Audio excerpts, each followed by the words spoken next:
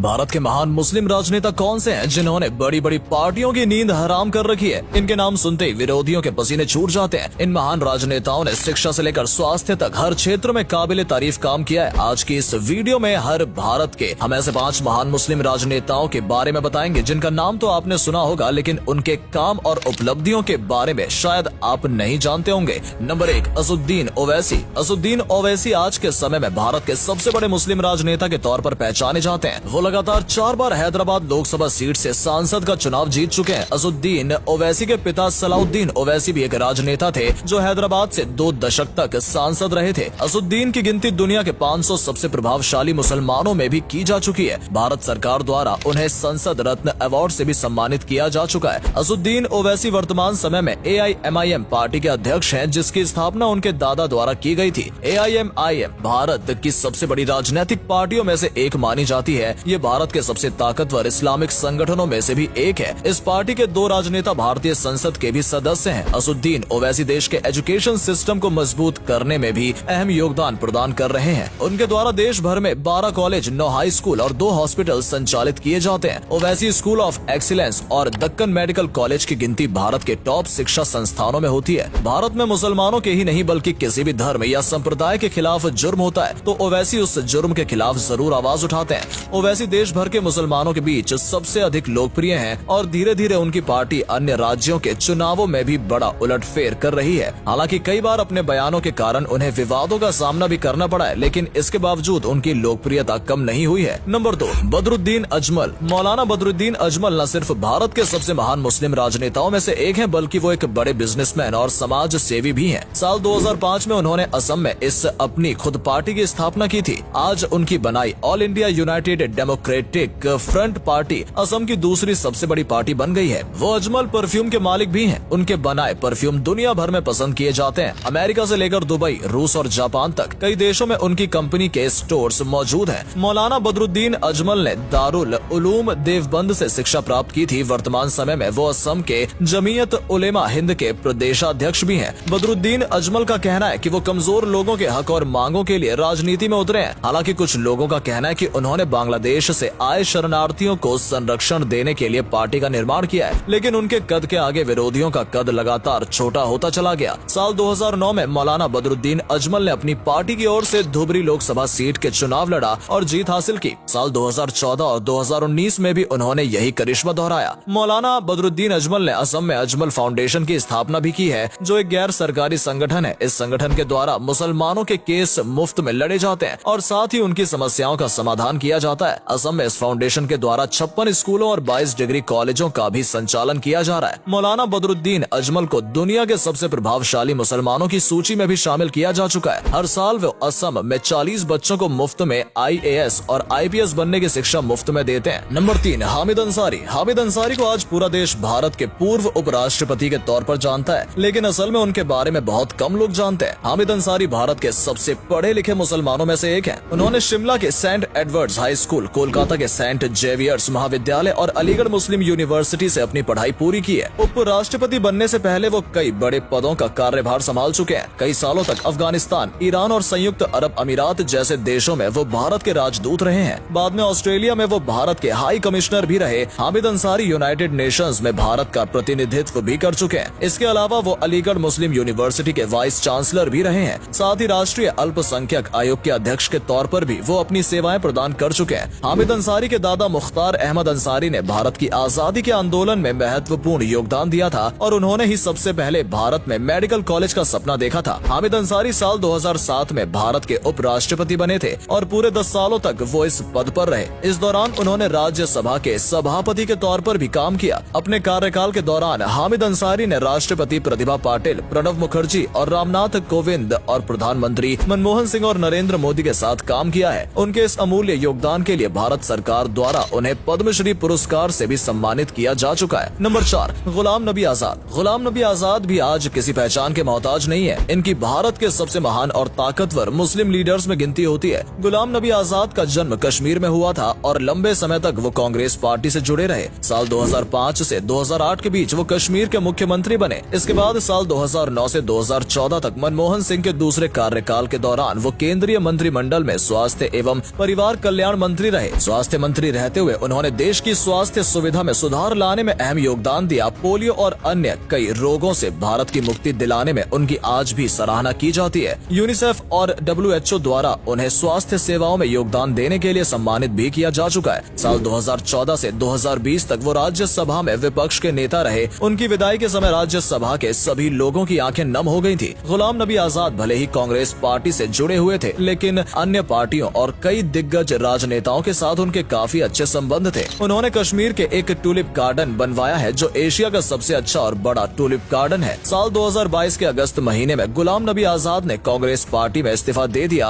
और कुछ दिनों के बाद डेमोक्रेटिक आजाद पार्टी के नाम से एक नई पार्टी का गठन किया। गुलाम नबी आजाद को भारत सरकार द्वारा पद्म भूषण पुरस्कार से भी सम्मानित किया जा चुका है। नंबर 5, आजम खान। आजम खान समाजवादी पार्टी के संस्थापक सदस्यों में से एक रहे हैं और मुलायम सिंह यादव के काफी करीब माने जाते हैं। आजम खान पहले ऐसे मुस्लिम राजनेता हैं जो 10 बार विधायक रह चुके हैं। रामपुर की सीट में उन्होंने 10 बार विधानसभा चुनाव में जीत दर्ज की है। आजम खान के राजनीतिक करियर की शुरुआत सन 1974 से होती है, जब वो अलीगढ़ मुस्लिम यूनिवर्सिटी के छात्र संघ के महासचिव थे। इसके अगले ही साल देश में इमरजेंसी लागू कर दी जाती है और कांग्रेस पार्टी का विरोध करने पर आजम खान को जेल में बंद कर दिया जाता है। जेल से बाहर आने के बाद वो राजनीति में पूरी तरह से सक्रिय हो जाते हैं। उत्तर प्रदेश सरकार में वो कई बार कैबिनेट मिनिस्टर रहे हैं और अनेकों मंत्रालयों का कार्यभार उन्होंने संभाला है। आजम खान ने मौलाना अली जौहर ट्रस्ट की स्थापना की है और साथ ही मोहम्मद अली जौहर यूनिवर्सिटी का निर्माण भी कराया है। इस यूनिवर्सिटी में 3000 से अधिक स्टूडेंट्स शिक्षा प्राप्त कर रहे हैं। शिक्षा के क्षेत्र में आजम खान ने जो योगदान दिया है वो अभूतपूर्व रहा है। उनकी बना यूनिवर्सिटी 300 एकड़ क्षेत्र में फैली हुई है, जहां लाइब्रेरी और स्टेडियम होने के साथ साथ एक मस्जिद है जिसमें हजारों लोग एक साथ नमाज अदा कर सकते हैं। आजम खान की बढ़ती लोकप्रियता के कारण उनके ऊपर 80 से अधिक मुकदमे दर्ज किए जा चुके हैं, जिनमें अधिकांश मुकदमे झूठे हैं। उन्हें बदनाम करने के लिए भैंस चोरी और बकरी चोरी जैसे बेबुनियाद केस भी दर्ज किए जा चुके हैं। आजम खान की पत्नी राज्यसभा सांसद रही हैं और उनके बेटे अब्दुल आजम भी विधायक हैं। पूरा परिवार राजनीति में सक्रिय है और समाज सेवा में योगदान दे रहा है। हालांकि भाजपा सरकार द्वारा आजम खान और उनके परिवार पर नकेल कसने की कोशिशें लगातार जारी हैं। तो दोस्तों, ये है भारत के वो 5 महान मुस्लिम राजनेता जिन्होंने अपना पूरा जीवन देश और जनता की सेवा में समर्पित कर दिया है। इसके अलावा भी भारत में कई महान मुस्लिम राजनेता हैं जिन्होंने भारत की आजादी से लेकर देश के विकास तक अपना अहम योगदान दिया है। आपको इनमें से कौन सा राजनेता सबसे ज्यादा पसंद है? कमेंट सेक्शन में हमें जरूर बताएं। अगर वीडियो अच्छी लगी हो तो इसे लाइक और शेयर अवश्य करें। आज के लिए इतना ही। आपसे फिर मिलेंगे एक नई वीडियो के साथ।